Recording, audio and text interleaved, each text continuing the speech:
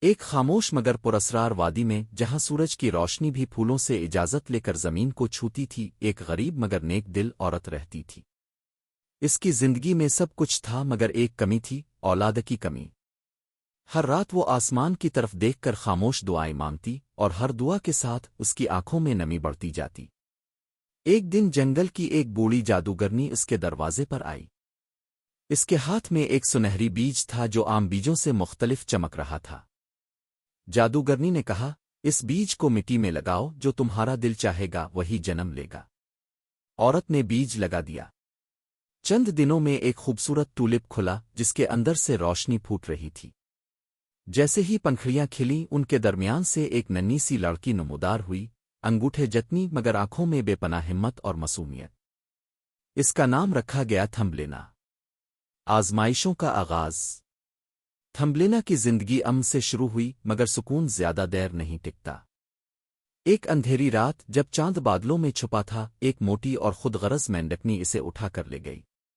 وہ چاہتی تھی کہ تھمبلینا اس کے بیٹے کی دلہن بنے۔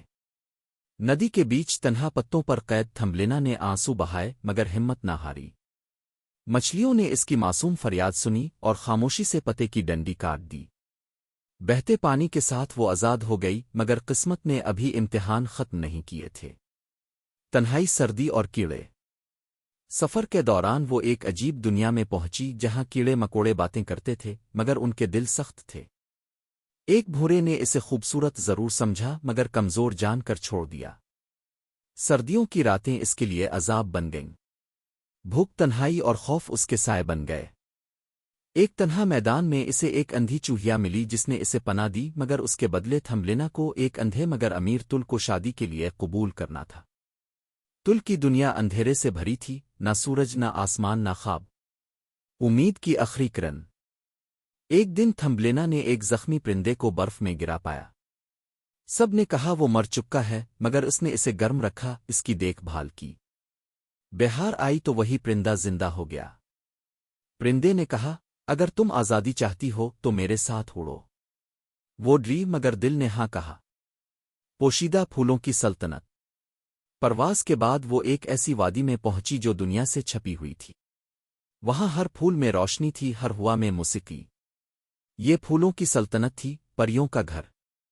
وہاں کے بادشاہ نے تھمبلینا کو دیکھ کر مسکرا کر کہا، تم یہاں کی ہو۔ تم چھوٹی ضرور ہو مگر تمہارا دل عظیم ہے۔ اس لمحے اس کی پشت پر چمکدار پروں نے جنم لیا۔ وہ اب صرف زندہ نہیں تھی، وہ مکمل تھی۔ انجام۔ تھمبلینا نے جانا کہ اصل طاقت جسم کے سائز میں نہیں، دل کی ہمت میں ہوتی ہے۔ اس نے دکھ، تنہائی اور خوف کو عبور کر کے اپنی اصل پہچان پا لی۔